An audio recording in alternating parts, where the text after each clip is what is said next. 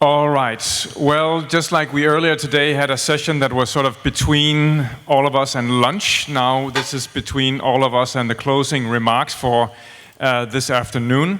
We will keep it relatively concise and succinct for that reason. But wonderful to have our panel here that you just had presented. We are going to start with the format that you do know already by now, I think, which is about 3 minutes per city, per representative to share their story, and then we'll have a conversation after that. So without any further ado, Anya, please, over to you. Tell us what happens in Detroit. Okay, here we go. First, thank you for hosting our team here, this project. We're very honored and delighted to be able to share the experiences of the last few years with this group and beyond. I would love to tell you that I'm personally responsible for the heroicist narrative of this project, but in the spirit of this panel, which is about partnering, there have been quite a few people who have worked on this project. Akoaki works with the landscape architecture firm Agence Terre, but behind all of this work, there are incredible people who have worked in Detroit for many, many years, making this possible, making this kind of collaboration on an urban scale possible. In particular, there's Sue Mosey and Anne-Marie Barocchi who are in this audience, and really together they've put in more than half a century of work into revitalizing and regenerating equitably the city of Detroit and Midtown in particular. So when I talk about Detroit, many of you in the audience might already have an idea about what that city represents. It's a city whose image really precedes it. So maybe you're thinking about the Industrial Revolution in North America or the automobile industry. Maybe you're thinking about Motown or electronic music. Maybe you're thinking about the first paved highway in the US. Or you might be thinking of more lamentable narratives like the first bankruptcy in America or the degrowth of the city and the depopulation of the city from 2 million to 700,000 people. You might also be reading a little bit about the resurrection of the city and how there's a revitalization effort that's changing the very nature of the way development happens and the way projects move forward. But what you might not know is that in the heart of the city, there's a district called Midtown, and in that district, it's one of the most densely packed institutional areas and cultural centers in North America. There are 12 institutions on 83 acres that coexist, and some of them are very venerable, large-scale, encyclopedic art institutions like the Detroit Institute of Arts. There's the Charles H. Wright Museum of African American History. There's a beautiful public library. Others are educational institutions, like the College for Creative Studies or Wayne State University. University of Michigan has a building there. And then there are smaller institutions dedicated, say, to welcoming migrants, new immigrants to Detroit, institutions that celebrate the history of Hellenic culture in Detroit. And the Scarab Club, a small institution for arts production in the city. So the challenge of this project is that the sum of the parts don't make up a whole. While all of these institutions exist in the same geography, they're sitting mainly on modernist green lawns that act as moats.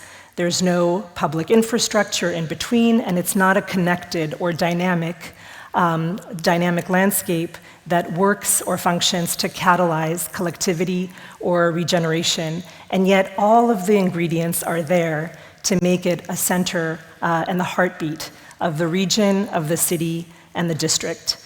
So the purpose of this project was to rethink the 83-acre footprint and to connect the institutions and to create a welcoming landscape that could change the very nature of the way people come to the district. The other problem with having 12 autonomous institutions that don't collaborate is that each one is searching for its own resources, making its own plans, serving its own stakeholders, dealing with its own audiences, rather than sharing between all of the radical demographics and differences that exist in the area, in the city, and the region. So over the last, half a decade or more, we've been working together with an incredible assortment of institutions, partners, city partners, utility companies, state government agents, to put together a project that we've been calling really empathetically a guiding plan rather than a master plan, because it holistically combines issues of economic development, environmentalism, social issues, ecological issues that are concerned with a viable pathway forward for the city. This framework that we've put forward, it's designed to be engaging at the core. It's conceived as a number of elements that each institution can calibrate in order to make sure that individually the plan for each institution works with the project and the plan for the whole. So we can talk about this quantitatively in terms of environmental impacts. The plan increases the tree canopy in the district by 60%. That means that the heat island effect is decreased. We can talk about the pioneering watershed method that takes millions of gallons of water out of the combined system, ensuring that it doesn't pollute the drinking water in the area with waste. We can talk about the mobility infrastructure, the parking infrastructure, the strategy for bringing cars from above ground to below ground, the return of 40% of the district's landscape that's currently impervious and occupied as car parking to human-centered cultural activity. We can talk about that kind of consolidation.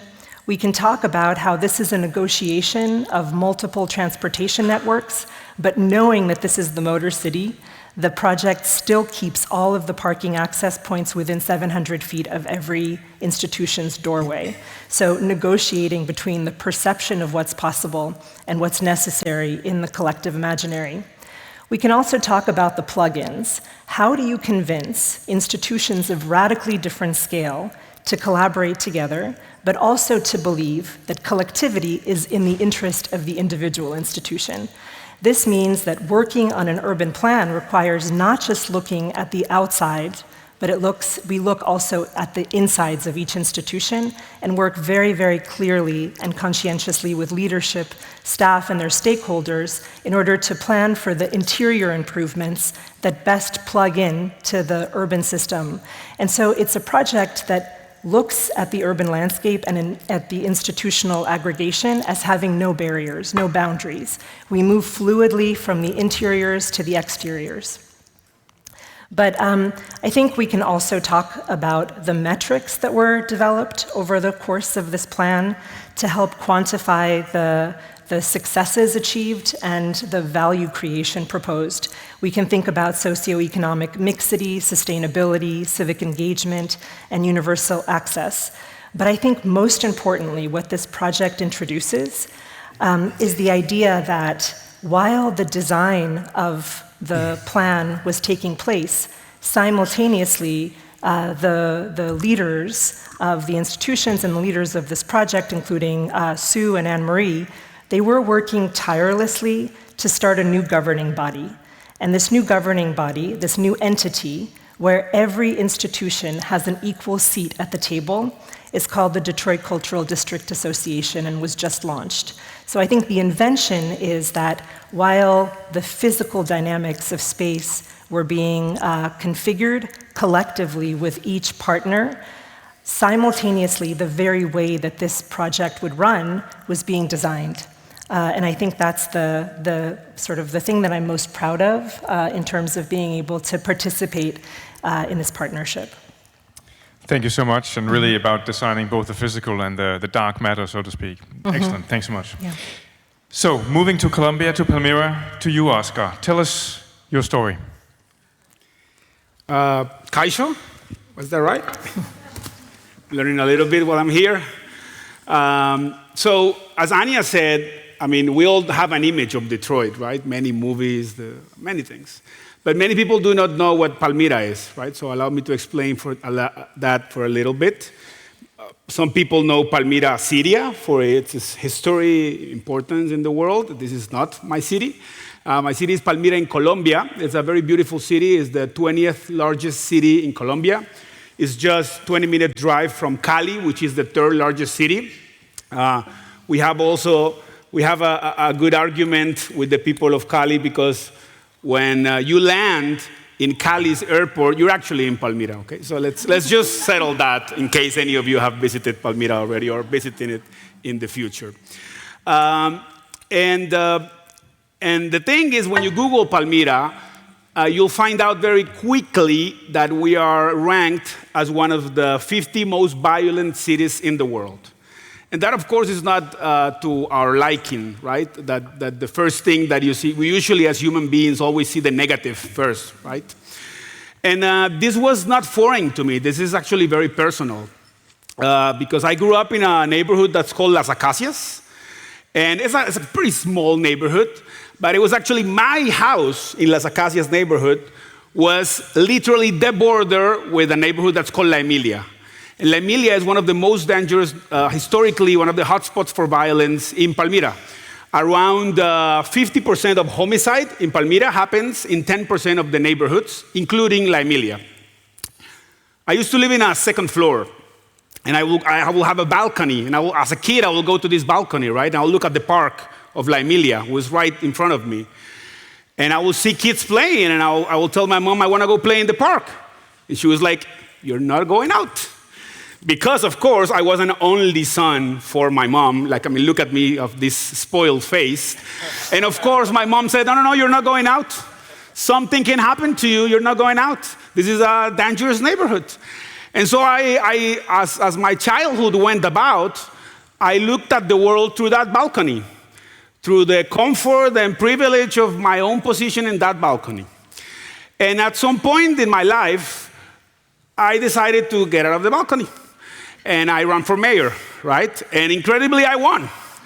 And so now I actually it's very easy to say what you're supposed to do. Then when you have to do it, it's a whole other thing, right? The whole point is we did the PASO strategy, which maybe in the next question I will explain further.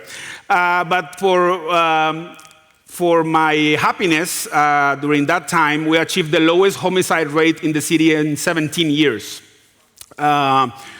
And that is very hopeful, right? Like seeing how you can actually change, make an impact, how you can change people's life when you believe in people, when you believe in the power of their own will to be able to transform their life paths.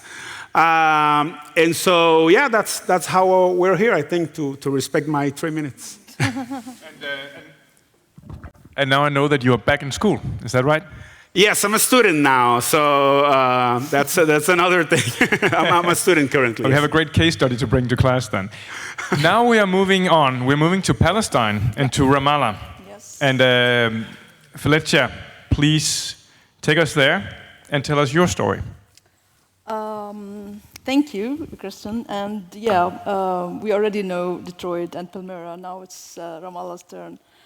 I'm honored to represent Ramallah city today here. Ramallah is a Palestinian city located in the heart of the West Bank. It symbolizes the unique blend of art, history, resilience, and innovation. The project is about having this particular light on something that's really dark.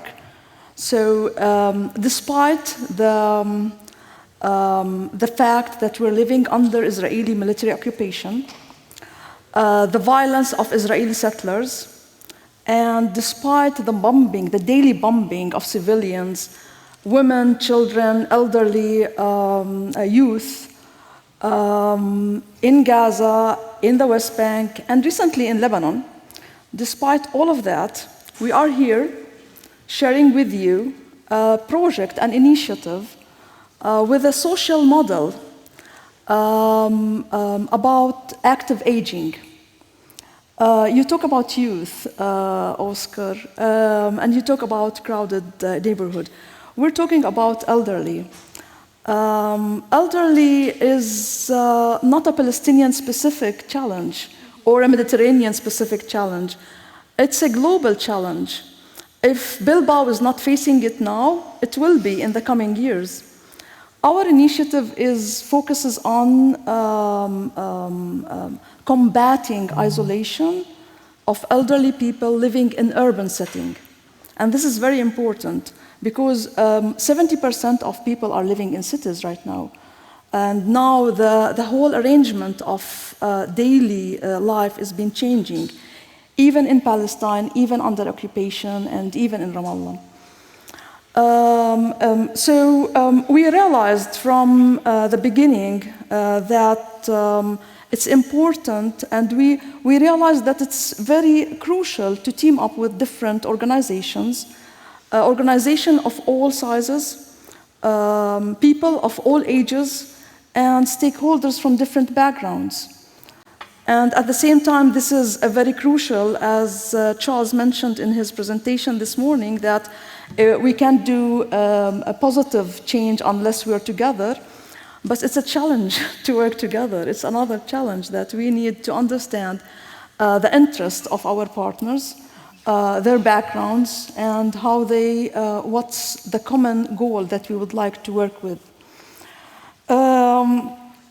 And I think together we can build a stronger, more resilient, and more sustainable communities where everyone can thrive, including elderly. And this is our message, that marginalized group in our society can be protected simply by working together, by having to foster this particular initiatives. It's very important to understand that our initiative, our social model, is concentrating on elderly people who are capable of self-care. And there is another important thing here, because based on our local statistics in Palestine, apparently 60% of elderly people are capable of self-care. However, all the resources and all the other initiatives are meant to be for those who are not capable. It needs to be rearranged in terms of providing, I don't want to say services, I want to say initiatives that can work with elderly people who are capable of self-care. As I mentioned before, the core of the initiative, at the core of this initiative lies a social model with 3 pillars. The first one is exchange of knowledge and expertise between generations. And that is very crucial, where elderly people can bring their wisdom and experience, and young people can bring their technological update and AI-related applications that we are not, as elderly people, very good at using it.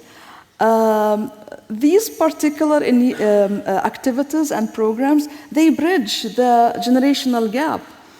The second pillar is related to capacity development.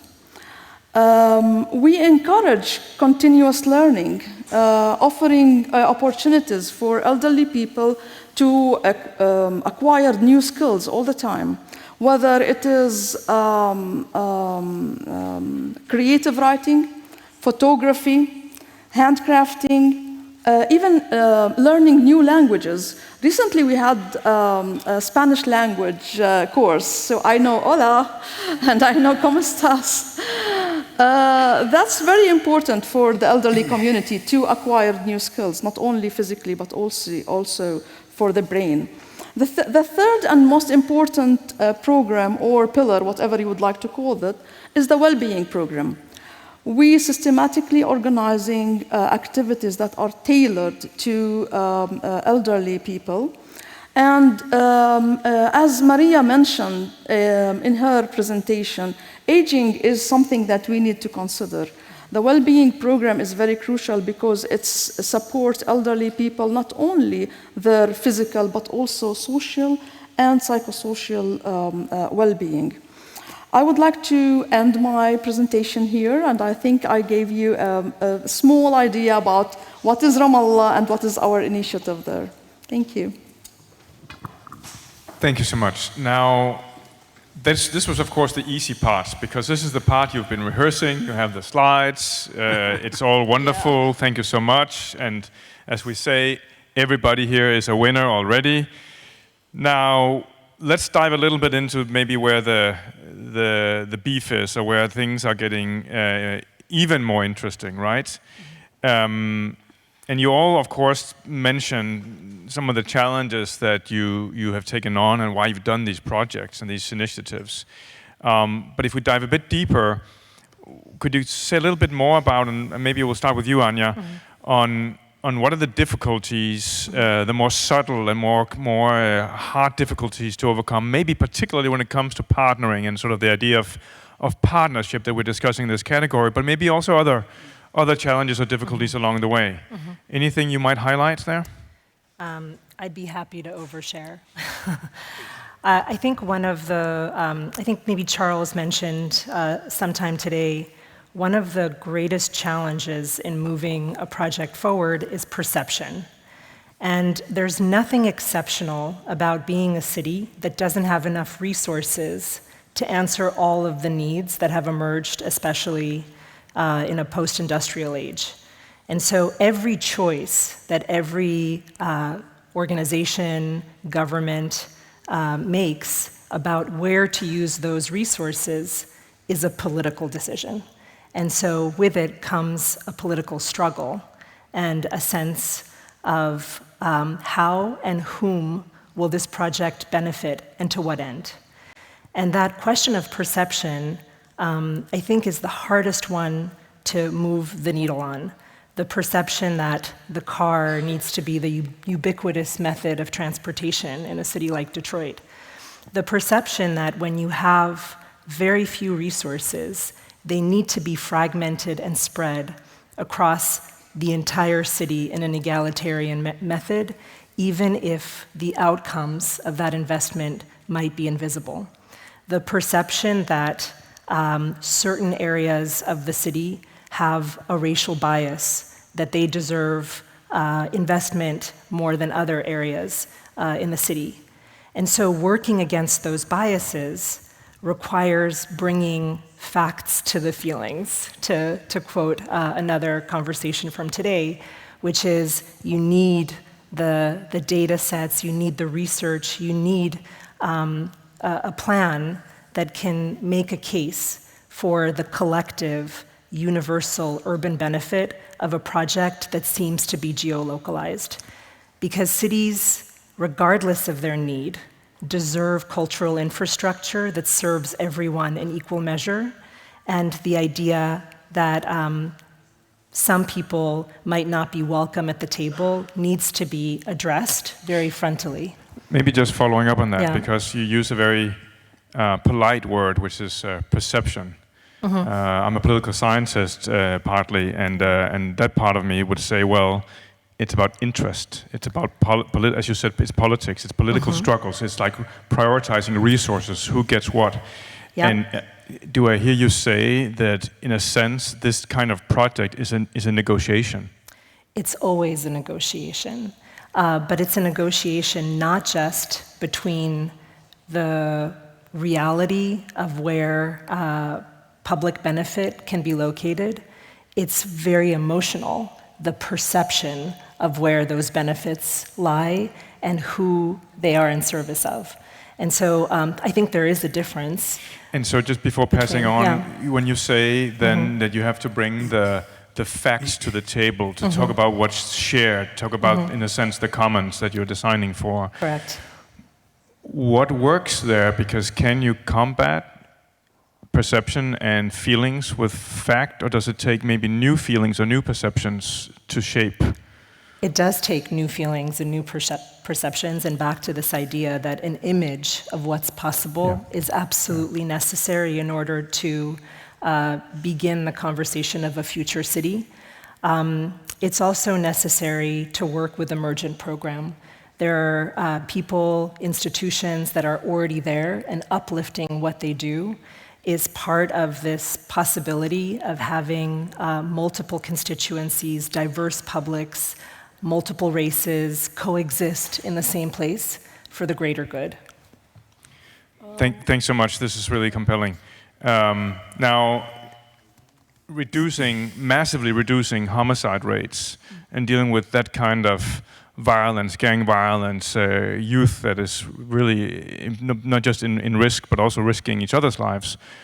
I'm sure that must also have been not only a question of partnering, but also of different interests and different constituents and probably someone benefiting from that situation. How did you overcome those obstacles, or were they the main obstacles in your case, Oscar? Yes, I will say two main challenges. The first one is it's populism, right? I mean, we see it all over the world. We see it when the Salvador model gets very popular, and then suddenly you're fixing security by putting everyone in jail. Everyone who has a tattoo, then just go to jail, and then just police in jail. Or what we're seeing today in the world, thinking that you're going to eliminate your enemy, just bombing the hell out of it, right? That doesn't work. I mean, it just doesn't work. Violence creates more violence, period, right? But then, however, it's very popular to have wars. Conflict is very popular. The triggering fears in population is the oldest political trick. And it gives a lot of votes, right? And we see this every day in many countries. And so that was quite a challenge, right? Like overcoming that idea that what we need in Palmira is more police and putting more people in jail and doing all this like hard stuff. On the fortunate side, there were literally things that I could not do as a mayor. For example, in Colombia, the police is national. So literally, a mayor in Colombia cannot increase police. So it was even out of my options, right? I could buy the police ask you, oh, mayor, buy me cars, buy me motorcycles, buy me drones, and you buy them all that stuff. But that's not the core of how you make a more inclusive society, right? The second challenge, I will say, is trust. Because I grew up in this balcony, right? So if I go to La Emilia or any other vulnerable neighborhood, then the young people there looks at me and like, this is a son of the mommy, and like this guy who knows what this guy knows about the reality here in the streets, in the neighborhood. He doesn't know about that. He's high at all. And so, and also, I mean, my own experience was my whole personal experience for one side, but also the institutional image, which I think in many of our countries are now very in the bad shape, right? So like people distrust government, right? If the government goes to one of these neighborhoods, puts a tent in the middle and says, come here and leave drugs away, nobody's coming to that tent. Absolutely nobody, right? So you have to use arts, you have to use social programs, you have to use sports in order to attract people, right? And then as you're doing that and you're creating sort of this trust, then you can actually start to implement the violence prevention strategies. And again, since this is the Partners in Progress Award, that was key to our success, that it was not only a program of the mayor's office, this was done with the Catholic Church. This was done with the Pastoral Social de Palmira in particular. This was done with the private sector, Pro Pacifico, Fundación CIDOC. This was done with international cooperation, such as WRI, such as Fundación de Espacio. So when you have all these actors working together, then people say, oh, this seems something different. I'm going to give it a try.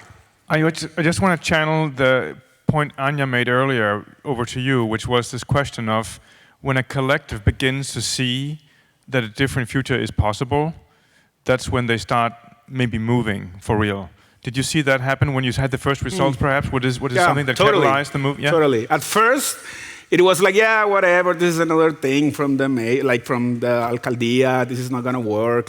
Of course, a lot of skepticism. But then, as we started to have results, well, again, there was many things happening. We had COVID 2020. Then we had a huge national strike in Colombia in 2021. It was huge. It was particularly hard in my region. And so this created a sense of urgency of something needs to be done, right? And then when the first programs started to actually graduate, the first young people in job training programs with psychosocial support, with a subsidy for going to the programs, and then these guys in the neighborhood saw the other guy who was actually now, behaving differently, the guy who used to be a gang member or maybe just consuming drugs in the corner of the street and was now suddenly waking up on a Sunday, 9 a.m., painting a park with people from the mayor's office. It was like, what's going on here, right? Like, this is strange. And that example creates, of course, a moment in which the wave starts to grow. Thank you. I would like to add something. Please, Felicia. Yeah, I would like to add that I totally agree with Anna when she said the perception is very important. Because we do have perception on elderly people and youth people as well. And sometimes is bringing all the groups together is challenging. And changing the perception of each other is another challenge. And this is an additional challenge to the table. I totally agree with Oscar in terms of having these partnership, private sector, NGO sector, non-governmental, governmental, small initiative, youth initiative. All these are an additional ingredient to the table that also it comes with a benefit, but also it has its own challenges.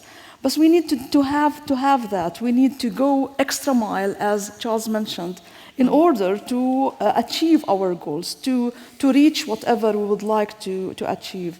In addition to that, working with elderly is challenging by itself. I think one thing that we learned by doing that is we need to be patient. We need to be adaptable. It was one of the 4 Ps from earlier, I think, from London, right? The patience piece. Yeah, exactly.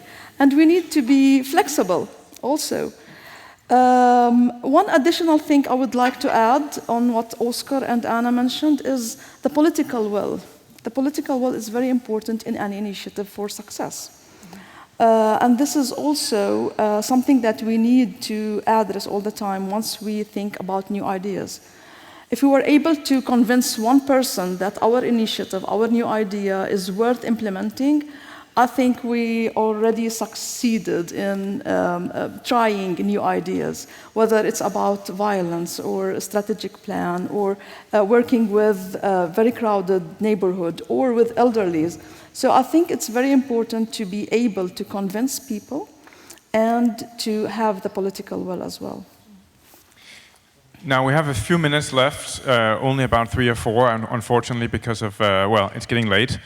I want to do one last round with you, and we are here, of course, to share, and you've been very transparent, honest, and clear in your sharing of insights, learnings, and so on.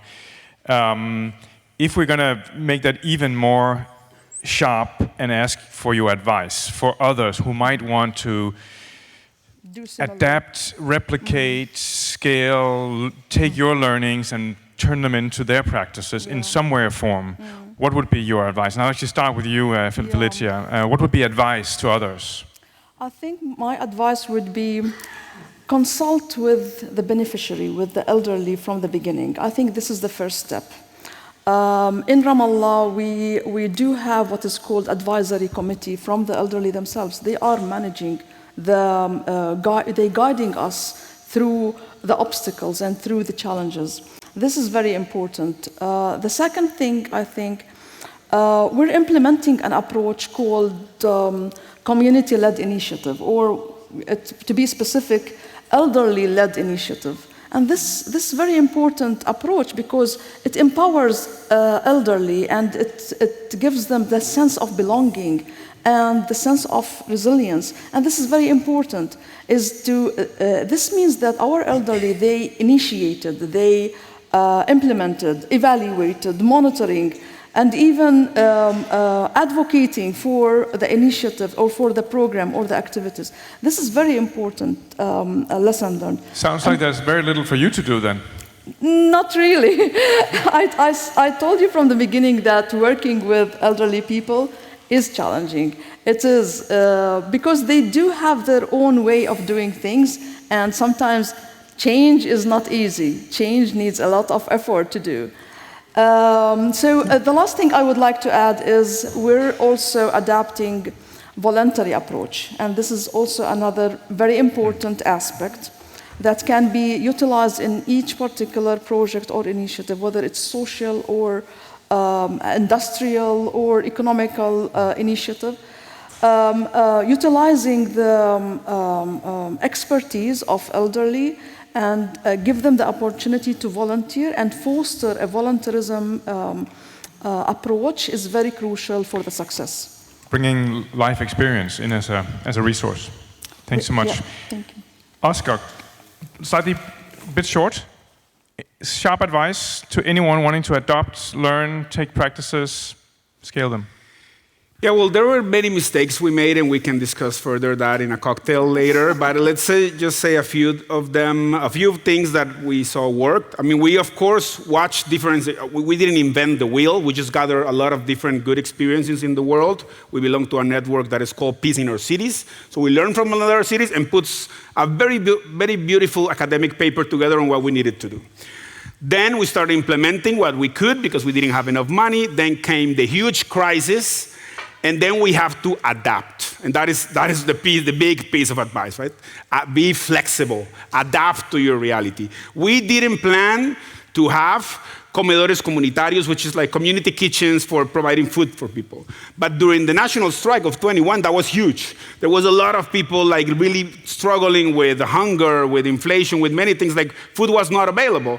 And so we had to put that in our program. But since we're the public sector and we are very slow, we couldn't do it fast enough, right? And some people were saying, we will unblock this road if you start giving us the community kitchen. And it will take me 6 months as a mayor to do that. So we partnered with the private sector and we made an agreement. Put that community kitchen working next week, you at the private sector, pay it for 6 months, and then I commit to pay it with public money for 2 years. And that is how we work. So like everyone does what it can do better. The private sector can be fast, we can have longer term resources, and we can adapt to the challenges that we face. I like that. I would call that pragmatic opportunism, maybe. Very good. Thanks so much. Final comments. Anja, any advice? Yes, quick comment on engagement most broadly. We've talked a lot about community engagement over the course of today. I would encourage everyone to bake the engagement into the very DNA of the project, so that it's not an overlay that comes as a permission to do no harm once the design is done, but to think about it as the very catalytic act of getting everyone involved. At the same time, while thinking very strategically about engagement, it's important not to erase the expertise of all the various actors that come to the table in order to put these projects together. So the community is not going to design the project. The community is going to shape, inflect, transform the project, but the basic tools of design need to be there in order for the conversation to make significant impact and to be transformative on an urban scale. So it's more community co-design. Right? Correct. Why don't we all give a really, really warm hand to our excellent panel. Anja, Oscar, Felicia, thanks so much. Thank you. Thanks.